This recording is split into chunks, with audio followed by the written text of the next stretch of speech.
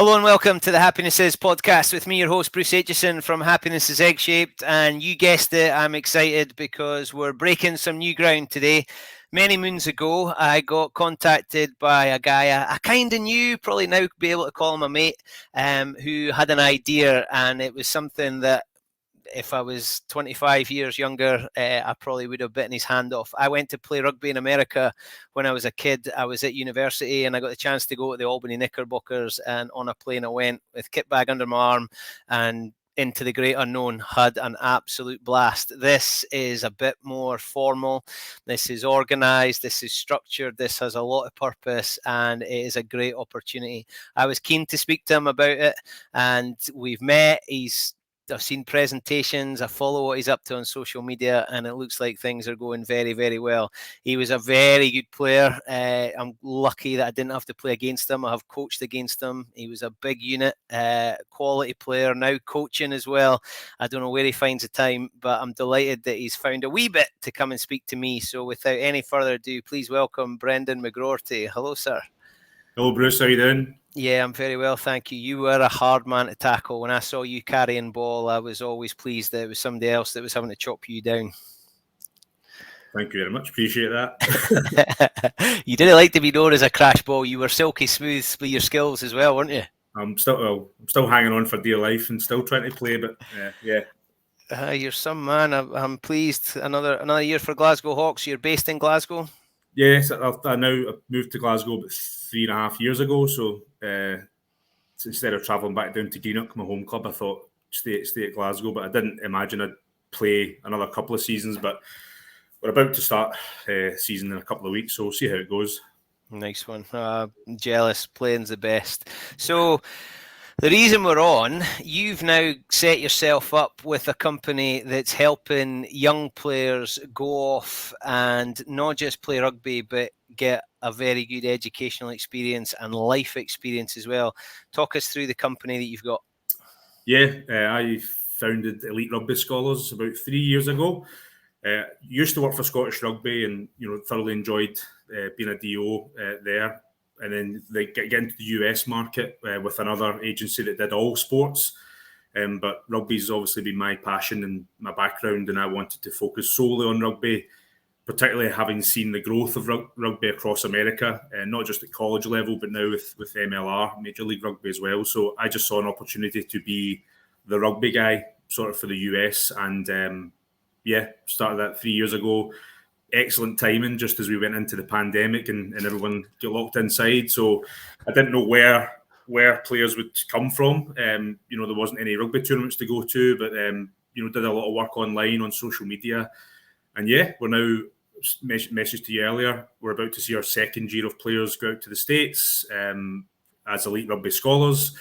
And that gives us, 40, 50 kids that can go and live that experience, and we get to follow them and share their journey with the future generation as well. So yeah, that's the full-time gig now, and it's full on, but I absolutely love it. It allows me to travel, work in my own time, and work with exceptional young student athletes, male and female. So yeah, that's what I do now.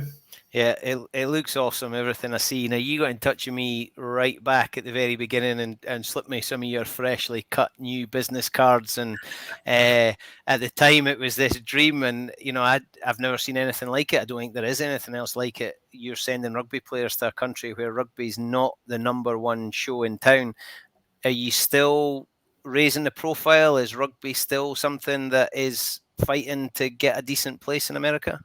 Yeah, obviously, your major sports, your basketballs, American footballs, even soccer, to call it soccer, it's not at that level, and it may never be that level, but certainly, all the stats show that it is the fastest growing team sport in terms of participation, number of programs, and a lot of the conversations that I have with international players is actually just making them aware of it. The hundreds, possibly thousands of Zoom calls I've done now with families. It's the first thing the parents say is, we never really thought America was an option for rugby. So it's just to give them that info. And then the more that you look through our site, our social media and sort of our literature on it, you can see the evidence is there. That there are a lot of programs attracting international players and, top US players a lot of the guys who will now go on to play US Eagles will be through some of the top college programs. So it's growing, and I think I've got in it at a good time, because even 10 years ago, there's probably a lot less opportunity for it, but certainly now it's on that trajectory. So the sort of thing that people that don't have a lot of knowledge about, and we hear it in the media, now it's an Olympic sport, Americans are going to take it seriously. Is that what you're finding? That, as well as from the women's side as well, has been given NCAA recognition, which is the major sort of sports college governing body in America. So there's a thing called Sprint to 40, I believe it's called. So they're trying to get 40 varsity women's programs under NCAA. So there's big growth there as well. We always get asked, will men's rugby go NCAA? I don't really know that at the moment. It's still a bit of a way off. But things like hosting the World Cup, Olympics, sevens, these are all things that, America are naturally competitive in all they do. So that if they're going to host a World Cup, particularly with the recent run-in with Chile, they really do want to get themselves to a level, and their pathway is different from the UK. College sport is the route to whatever pro sport, whether that's golf or soccer or hockey or whatever. So yeah, it's been exciting to see. And now I'm trying to remember when we sat down for coffee, what must have been 3 years ago, just before the pandemic. I think it was in the run-up to Christmas maybe, or in the autumn before the pandemic. Am I right in saying you hadn't been to America? No, I hadn't been as a student or an athlete, but I'd travelled. I had been but I've certainly been a lot more now. And in my former role, before I started Elite Rugby Scholars, I'd been a couple of times, but didn't play rugby in America, didn't go to a US university. I went to Glasgow, but the opportunity's still there, and it's still one I think is fantastic. I'm so jealous. This is the kind of thing, I don't know if it would have been the thing I would have went for, but I went to play rugby in America as a 20-year-old, and at that time, we're talking 22 years ago now, long time ago. You must have been a ball. But the appetite for it was massive. But the thing I found was I was playing rugby with guys who were 10 years older than me, but as a rugby player, they were one. They'd started playing at 29. Yeah. And I was a 20-year-old who started playing at 11. So I had miles more experience than these men they were they were basketballers and soccer players and gridiron, and they had lacrosse. They were coming from everything, but they just found this thing called rugby, and they found this belonging that they loved. There must still be some pretty naive programs around when a kid from a girl or a boy from a rugby school or program or club go across to America.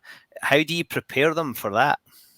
So, I mean, when you look at the numbers, there's around 600 plus men's rugby programs. So when I'm speaking to families where the players have maybe been at a pretty high level already, I say to them, there are raw programs or club programs that maybe don't have any internationals. Guys literally get introduced to rugby at age 16, 17, 18, or have just transferred over from wrestling or whatever. That's maybe not the programs that we target for you. We are looking at the varsity programs, the higher ranking programs across Division 1. And so very quickly we can whittle down a massive list of colleges that have rugby in some form to get in the right fit for players. And the feedback that I get from our clients is that they're always surprised or pleasantly surprised. Has been used a couple of times with the level, because you're not just going to be the only Scotsman or Irish or French or whatever. There will be other internationals there. There'll be third and fourth year South Africans, Kiwis, whatever. So it's the level, and you're playing against the same. So it's getting a lot better. I've now recently seen it firsthand in New Orleans. I went to the Sevens over there in May, and that was just a national competition. I think there's about 110 college teams competing over the weekend. These work trips are a nightmare, Bruce, you understand. So, you used to have to carry your bag. So, sat and watched that, but a great chance to meet the college coaches that I've been speaking to for years, and actually the standard of the Sevens is brilliant. One thing about the US college system, they produce athletes, and obviously if you can pepper some rugby tactical ability in there, then the teams are really, really good. So sevens is a big part of the college season, as well as 15s. So if you are that type of player, you get the opportunity to do both. And you've got players now into their second year. They've not obviously, but I assume they've been home for a summer or for a holiday or for Christmas or whatever it is. Are you able to catch up? And I take it you're reviewing. There's an after sales service here. Yeah, so I mean, obviously, once you go to the States and the rugby coach and the program sort of put their arm around you, and you're their player, and programs are really good at welcoming internationals. Our service doesn't stop. We are available should anything happen. You wish to transfer, you've got questions. There's you can imagine it's a big process. So there's always little bits that can pop up later on. So we are available for the full duration players that are in America should they need us. So that that's a 4-year degree you'd be doing. But we also have our touch points, and that's usually around the Christmas holidays and the summer holidays, just to sort of get feedback on how it went. We reach out and we've done some player spotlights if you've seen our social media recently. So we ask some more detailed questions about the day-to-day over at the various universities. So we gather a few of them, but it's really good content for us as well to show younger players. Here are people who are doing it, and they're from Scotland or they're from Ireland or from South Africa or whatever. So it's important for us to stay connected to these players while they're in the States for a number of reasons. And this, you're still a couple of years away from them having been all the way through the process. Signs are really promising, it looks to me. Yeah. Like I said, it's next year will be year 3, and then after that we'll have players at every year of college. And then the next exciting part of that's going to be who's graduating, who might be getting an MLR contract, who's doing an exciting internship in a major US city. We want to keep on top of all that and see what the progressions are out of that. Now, from my previous role, I did see players graduate. I had players working in law firms. I had players signing with Major League Rugby teams. So we're just really excited to start showing parents in particular, but also serious students what the kind of long-term effects of this process is. So it may well be you come back to the UK or you come back home and you play a high level at home after 4 years of full-time S&C, nutrition, medical competition. And you might, you could go far at home, but certainly there's still opportunity to explore over there. You have this image, or I've got this image in my head, and every now and then on Instagram or Twitter, a video ping up of the facilities at some high-level American college, and it's like something from the space age. Yeah. The facilities that are there, is that something rugby teams are now accessing? So when you hear the term varsity program is one that has the backing of the athletics department, and you tend to have access to the athletic facilities at those universities. If you're a club sport, you tend to have your own facilities within it, and it could be still a big school.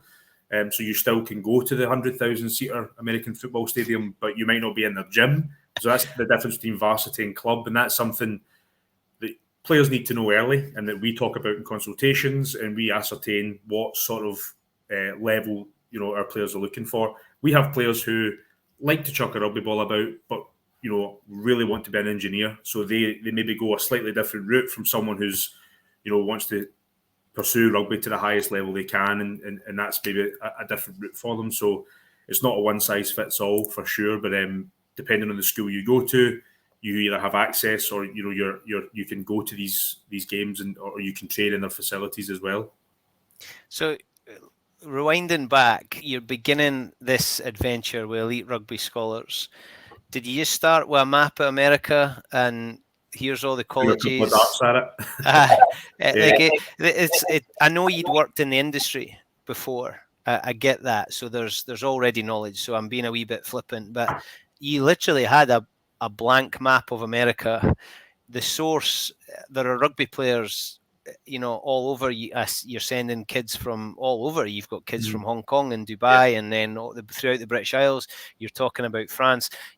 The world is there. There's rugby players in so many different countries, and America appears to have space for them. But how do you start? Well, yeah, like you said, it did take a few years of like network building, and obviously, I see two main parts to my job. There's the recruiting of athletes, and there's the managing of the network in the States. That's a massive like I said, 600 colleges for men's, never mind all the women's programs. So it's trying to keep a finger on the pulse of who's the contact at this club, who's the new varsity program, where's the movers and shakers, where are they going, so that when I have the right player, I can get them in front of the right school, quickly. Where our services, I think, have the most value is instead of a parent trying to go online for the very first time and start to navigate that, I can just very, very quickly, here's 8, 10, 12 schools that I think are going to be a good fit for you. I have a rapport with the coach. I've sent players before. I've met them personally, whatever. And, we can just make that happen a lot quicker. In terms of actually starting the business, though, obviously I'd go back and do some things differently. But yeah, I'd had experience working in the same sort of field and my, delivering that service. So it's finding the right players and getting them to kind of follow through with it. It's been the big challenge, but it's one I think we're kind of overcoming now. Have you got coaches and athletic directors in America phoning you up saying, I need a this or I need a that, or have you got one of these? Yeah, that's, part of the communications we send to coaches is, what are you looking for? Instead of, what I hear larger agencies do is, just mass emails, scattergun, player. I'd rather know the coach and what sort of player they're after, and go through the guys that I've got and try and connect them. So it's our reputation to players and parents on our side is one thing. My reputation with US college coaches is another thing. So it's important that you don't waste their time, have them reviewing players that are nowhere near the level they want, or have the grades they want, or perhaps the financial position they need to be. So that's a very sort of complicated relationship to keep intact as well. But it's something that, like I said, that's a massive part of the business, that area, managing that. There must have been some quite nice accidents. I'm guessing that things like Zoom probably weren't something you would have used that much before, but now has been gold to you. Yeah, obviously panic stations when the pandemic was happening. Like I said, where am I going to go and find, see players in the flesh? I probably had in my head that the first, several clients would probably be Scottish, maybe a few English players, because I can get down and see them. But actually, first player was Dutch, second was South African, third was Argentine. I was like, okay, it's going to be a global business then. Zoom, I'll do 7 a.m. Zoom calls with New Zealanders. I'll do 10 p.m. Zoom calls with US coaches. And that's just going to be the way it is. So it's flexible, but you can work, at any time. And I enjoy that. It's like the role you've got is your business, right? You got to pay the bills, but you're doing something you're passionate about. But you're also, although you might not have been able to get in front, face to face, you've done it on Zoom, you're being let into a lot of families. You're finding out the dynamic between parents and kids, between kids and their peers, between coaches, and you're also probably learning a lot of financial circumstances of people. You're party to some pretty emotive content. That's a big honor, a big responsibility. How do you see it? Yeah, you're spot on. The dynamics of families is obviously something. The things that I didn't expect would be not issues, but things that you would need to be aware of. At the starting out in the business, and now with the number of clients we've got, knowing our parents together, or what our siblings up to, and these are all important things. Obviously, the financial position. I am basically their consultant, so the more I know, the more I can help. So yeah, getting more information on that as early as possible helps me advise. But now when you meet families, it's more hugs than it is handshakes. It's, you've been working with them for 12 months, 18 months, some of them, just off the phone with a girl from Dubai this morning. I was able to see her in Dubai when I was playing at the Sevens in December. I also was able to see her at the Roslyn Park Sevens in March there. So when she's going, it's you feel it in here, like you want them to go off and do really well, and obviously, great relationship with the parents and know what the siblings are up to, and it's important. It's where I want to set us apart from the bigger agencies that might have 600-700 clients all across 20 sports. We want to know you. We want to monitor you while you're out there, and they'll know me as well.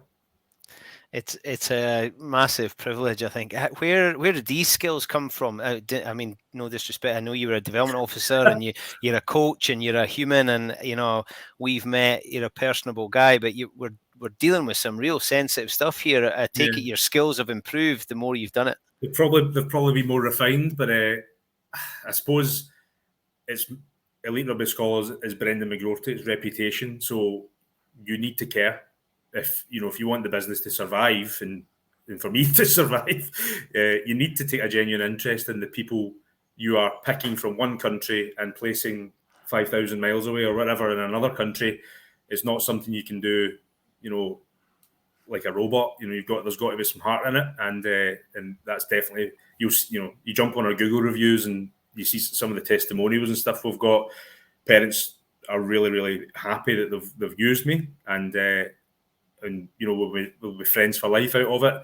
And as I said, it'll be interesting to see when players come back and what they're all up to. There's so many relationships that I'll have through this that I'm not even appreciating yet. I'm only 2 years, 3 years into it. So it's by the time year 10, 15, 20 comes, you have a proper network there of players that you've hopefully changed the life very positively for.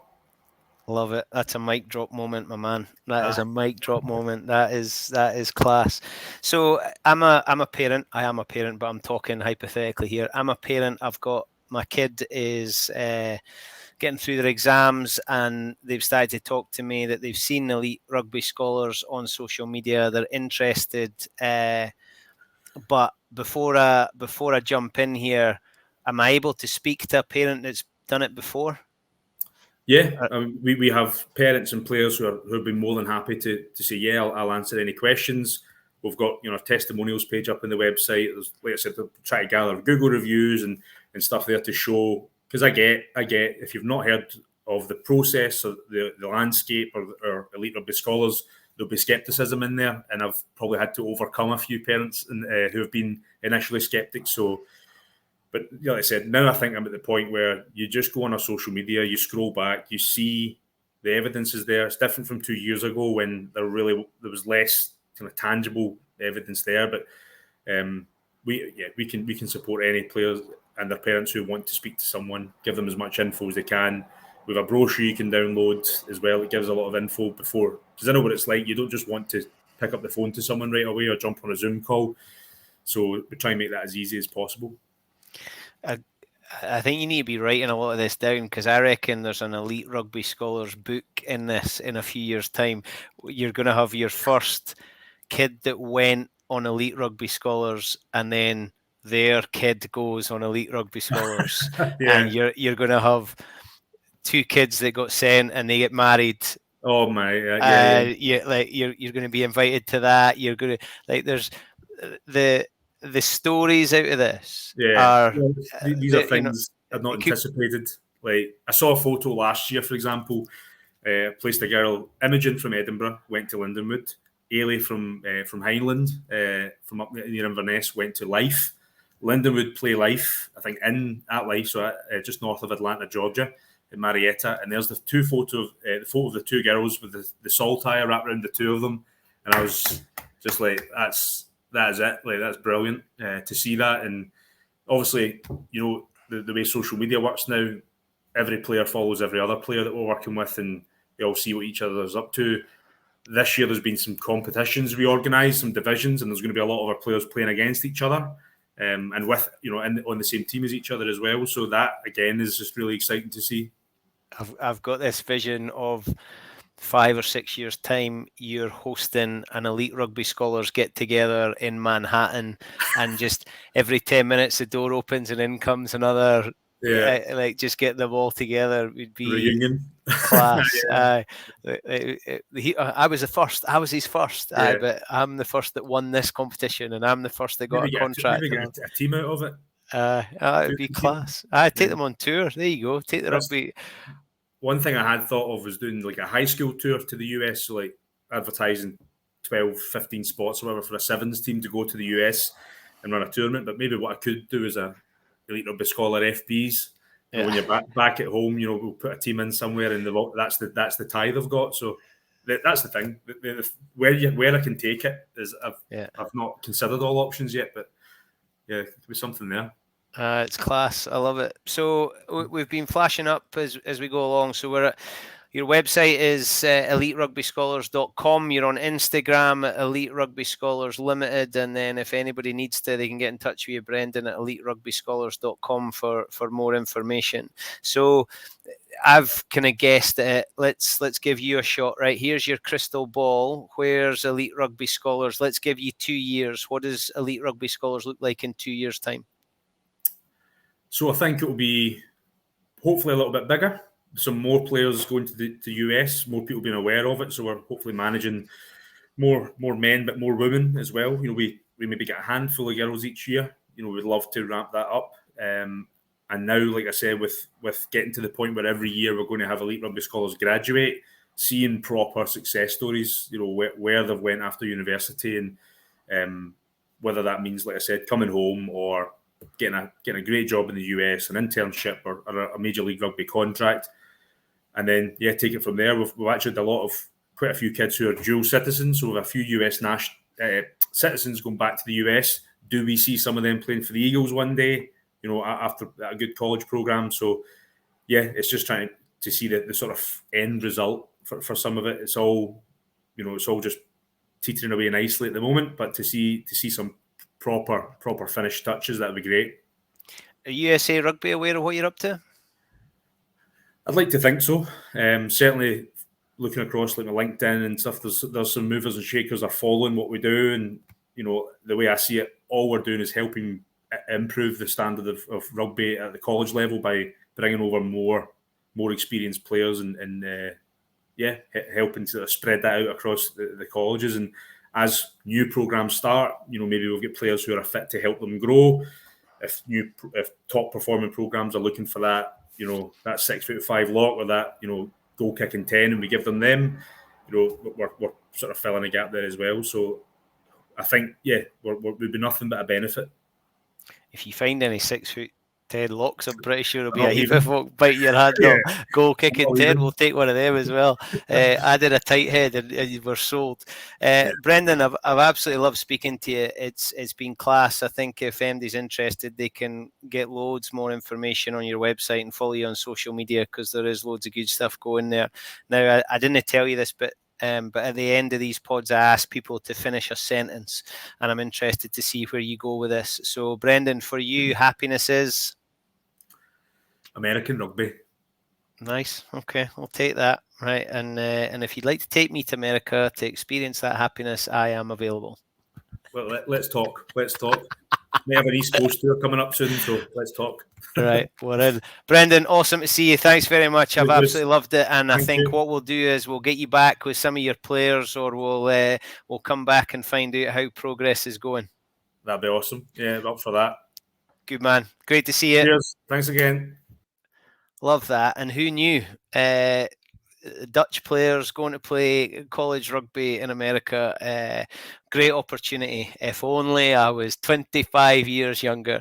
If you're interested, have a look on Instagram and at the website, which is eliterugbyscholars.com, and Brendan will be more than happy to get hold of you.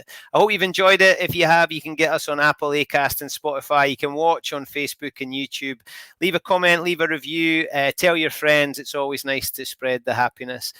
In the meantime, my name is Bruce Aitchison from the Happiness Is podcast, and my happiness is egg-shaped. I look forward to seeing you all again very, very soon. Thank you.